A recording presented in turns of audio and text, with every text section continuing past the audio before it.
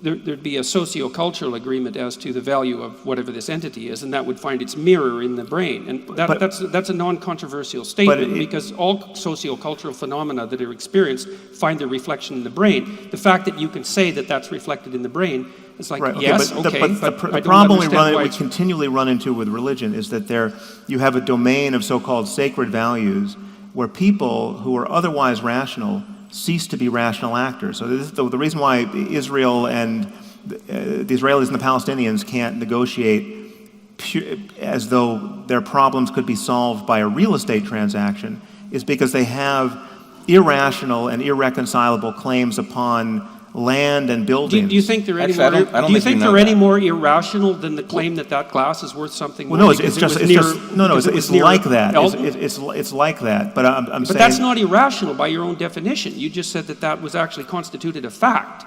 Well, no, it's a fact about people, right? So there are. This is okay. Okay. Should be a little careful here because it gets confusing. Yeah. We can make objective claims about subjective experience, right?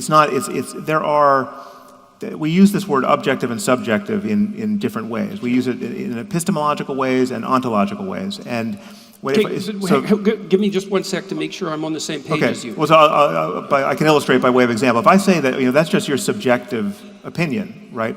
I'm denigrating. I'm saying that this is an expression of your bias. This is true for you, but it's not true out in the world, right? That's one way I can use the subjective-objective distinction, and that's an epistemological way. Like you're ruled by bias. You're not thinking straight. I don't have to take your opinion seriously. That's subjective. I'm worried about objective facts. But people get confused. They think that objective facts only means the material world and what's really in this glass as a material object.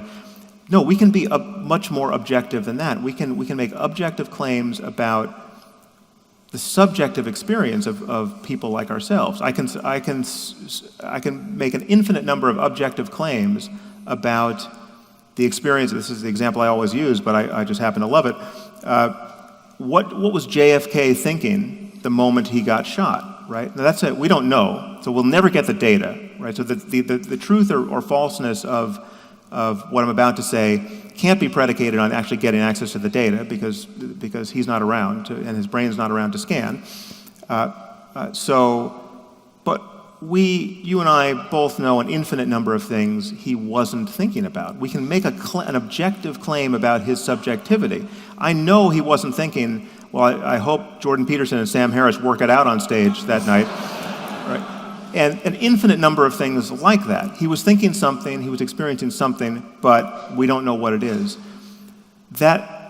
So when I'm talking about this domain of value, I'm saying that it exists in this landscape of actual and possible conscious experience for human beings and any other system like us that can experience this range of suffering and happiness. Well, okay, so and partly what I'm trying to do is to actually determine what that structure is.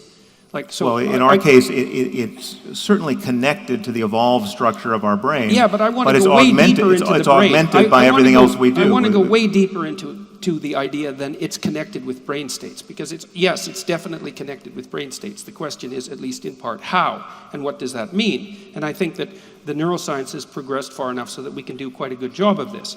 And so, but I want to return to one thing, and maybe I'll outline a little bit of this. And when you talked about the Israeli-Palestinian conflict, you said that was irrational.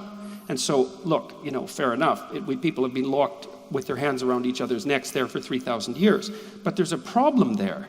And the problem is that people are looking at the landscape from a contextualized perspective, right? It's not just a piece of land, it's their piece of land. It's like your house or maybe your favorite shirt. It's like, well, you say, well, I have a favorite shirt.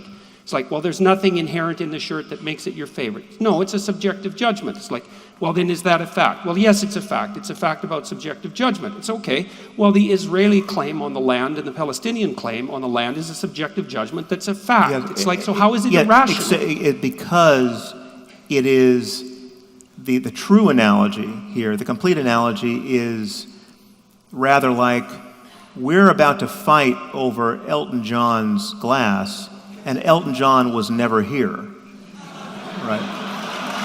Well,